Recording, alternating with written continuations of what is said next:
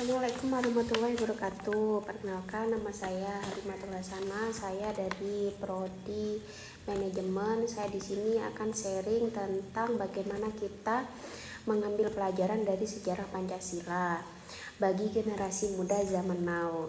Nah, Pancasila yang sering kita baca itu tidak terlahir begitu saja.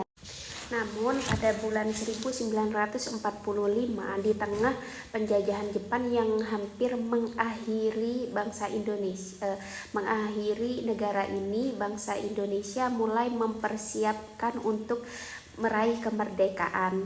Nah, saat itu dibentuklah Badan Penyelidikan Usaha-usaha Persiapan Kemerdekaan Indonesia yang biasa disingkat sebagai BPUPK.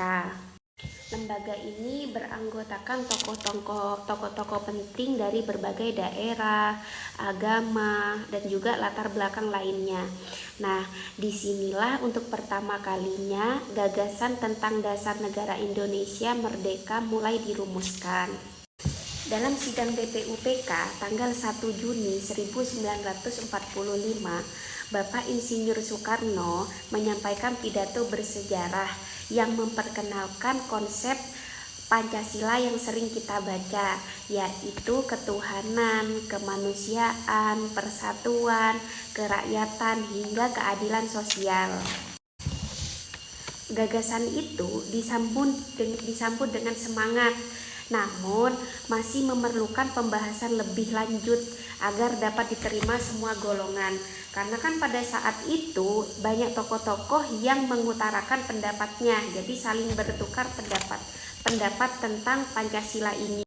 Setelah persidangan itu ditetapkan, dibentuklah Panitia 9 yang kemudian merumuskan Piagam Jakarta pada 22 Juni 1945.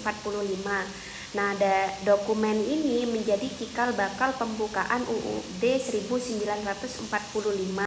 Dalam proses penyusunannya terdapat perdebatan tentang rumusan sila yang pertama, yaitu frase yang mengenai ketuhanan dengan kewajiban menjalankan syariat Islam bagi pemeluk-pemeluknya.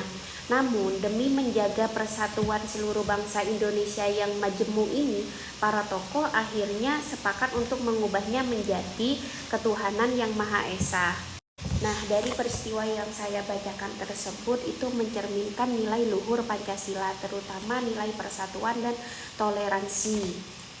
Bagaimana saya bisa menyebut seperti itu? Soalnya para pendiri bangsa ini menunjukkan kebesaran jiwa dan semangat komprominya demi kepentingan bersama.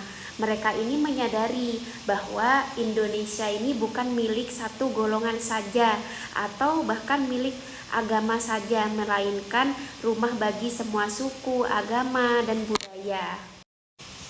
Saya sebagai generasi muda, saya merasa peristiwa lahirnya Pancasila ini mengandung pelajaran yang sangat berharga.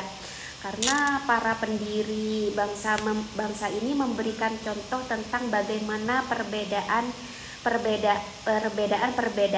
yang bukan menjadi alasan untuk berpecah, tetapi malah menjadikan kekuatan untuk membangun bangsa ini. Kita sebagai generasi muda perlu meneruskan semangat para pendiri bangsa dengan menjaga toleransi, menghargai keberagaman, dan juga menggunakan teknologi untuk memperkuat persaudaraan, bukan perpecahan. Pancasila bukan sekedar warisan sejarah, tetapi kompas moral yang harus kita jaga agar Indonesia tetap berdiri kokoh sebagai bangsa yang beradab dan bersatu walaupun masih ada perbedaan. Terima kasih. Wassalamualaikum warahmatullahi wabarakatuh.